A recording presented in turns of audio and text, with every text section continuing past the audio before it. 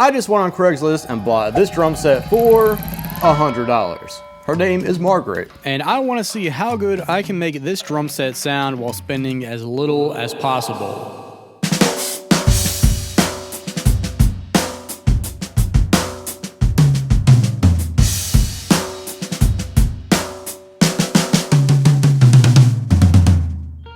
Not the worst by any means, but it does have the stock heads and stock cymbals. And you can tell that it has been tuned at some point, but it's probably been sitting for a while. And I did buy this from a guitar player, so we can definitely do better.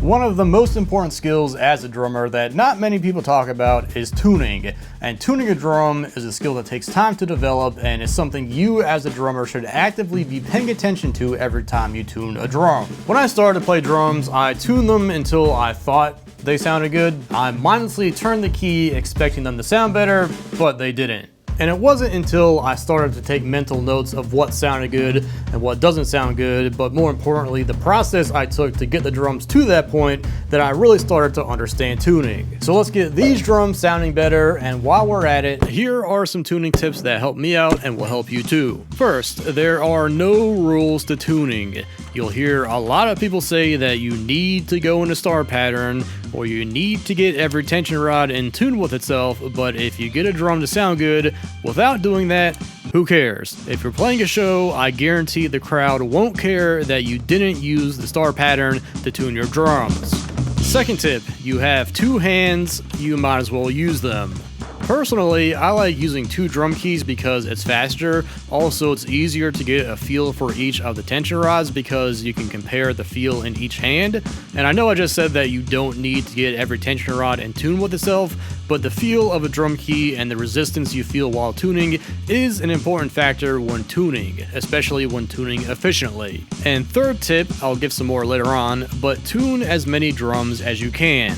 I totally get that you may only have one drum set, but if you have some free time, pick one drum, think of how you want it to sound, and try to recreate that sound. Or if you have a friend who plays drums, next time you hang out, ask if he can tune their kit. In the video, I say, yeah, and if you have a friend, you can tune their drum sets, but these are all my drums. Or if you're in school band, ask the director if you can try tuning the school's drum set. When I was in high school, my band director bought a brand new Pearl Symphonic Series snare drum, which is like a $700 drum.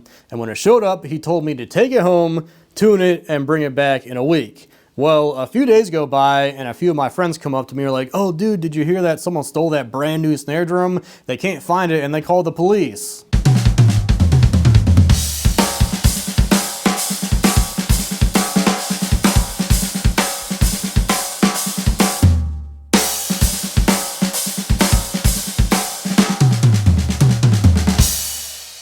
There are two other things I did to the kit. I cut a porthole in the bass drum, which you really don't need, but I also adjusted the snare wire so that they were even on the drum. But we're not done yet.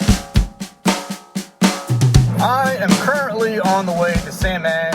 I'm gonna tell them I have a cheap beginner drum set and ask them, how do I make it sound better? I mean, the first thing that you're gonna wanna do is put some new heads on it. What would you recommend? For a beginner, you're probably gonna want some heads that are a little bit tougher, a little bit more durable. I love pinstripes to death. I guess we'll do pinstripes. That's what I had on my first kit. So we'll do pinstripes on the top. What about the Rezo side? I love ambassadors on the Rezo side. All right, so we'll do that on the Rezo. What about snare drum? Maybe an X14 ambassador. And then just the hazy Ambassador on the bottom. Yep. All that. All right, so grand total for all that was $216.30. The heads cost more than the drum set. Yeah, right? But I did buy a new set of snare wires, which now that I think about it, I really don't need because the ones on the drum are in good shape. Also, they had a pack of pinstripes, and I didn't realize it came with a free 14-inch ambassador, so we can use that on the snare and we can delete the X14. And also, they had an old B8 crash cymbal for $10, so I had to buy that. But we do still need a ride cymbal, so let's go next door to the Guitar Center and see what they have.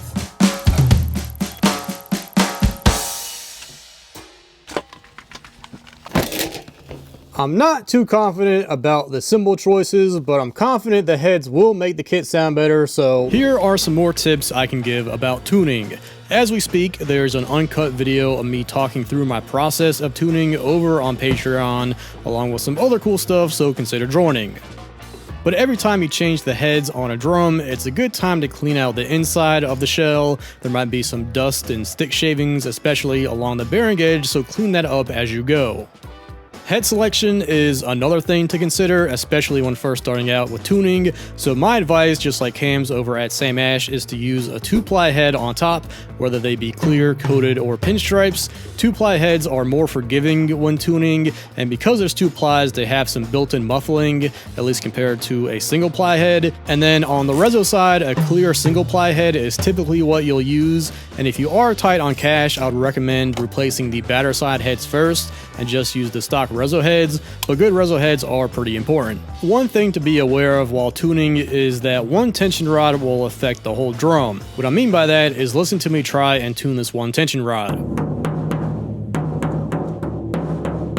Now listen to me tune the one across from it. It affects the pitch on the other side too, and the whole drum for that matter. Pretty simple concept, but is really important to understand. For the snare drum, I like to crank the snare side head. That gives you a lot of snare response, and then I'll slowly bring up the batter head until the drum sounds good, which is pretty vague, but every snare drum is a little bit different and has its own sweet spot.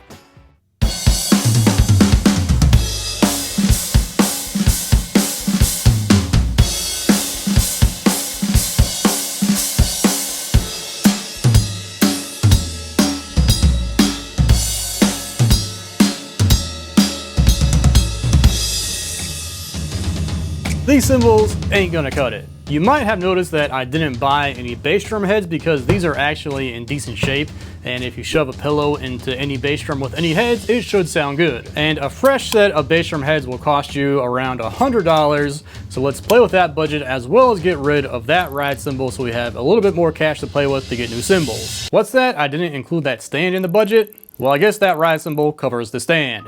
The truth about cymbals are they're expensive. But in my experience, if you go on Craigslist, eBay, Facebook Marketplace, Guitar Center's used section, or the used section of your local music store, eventually you'll find a really nice cymbal for a really nice price. But the reality of that is it takes time, and if you're like me, you're impatient. But the one thing I want you to remember from this video is that cheap cymbals will make even the nicest drum set sound cheap. But nice cymbals on any drum set will make it sound nice. The secret formula to make any drum set sound good is good heads, good tuning, and good cymbals. Let me show you what I mean. Before we go too crazy, let me show you a decent set of cheaper cymbals. Now let's take this cheap B8 Crash and use this as a bottom hi-hat, and then let's bring back the Crash that came with the kit, which is also 16 inches. This is an old Zilco ride. I paid 50 bucks for it. It's not the most insane cymbal, but for 5 bucks more than that B8, this thing is a lot better. I really don't have any cheap crashes. I do have this mono price ride that works pretty well as a crash, but I looked it up and it's out of stock, so I feel like that's kind of cheating. And yes, it's from Walmart. But this is an 18-inch Zildjian K custom special dry crash, and I looked it up and you can find one used for about 200 bucks.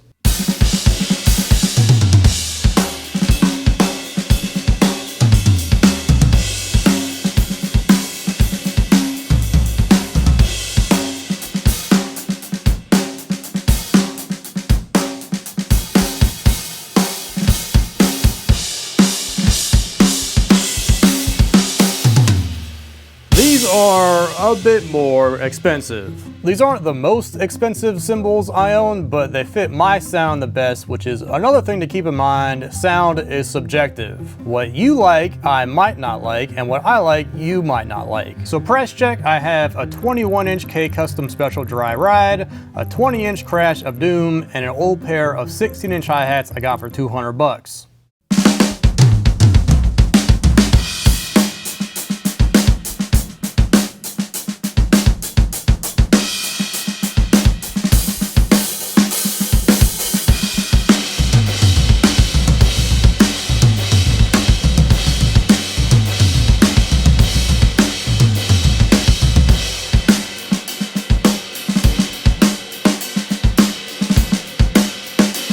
Can you make a $100 drum set sound good? Do you have at least $200 worth of heads and $1,000 worth of cymbals? Then yes, you can.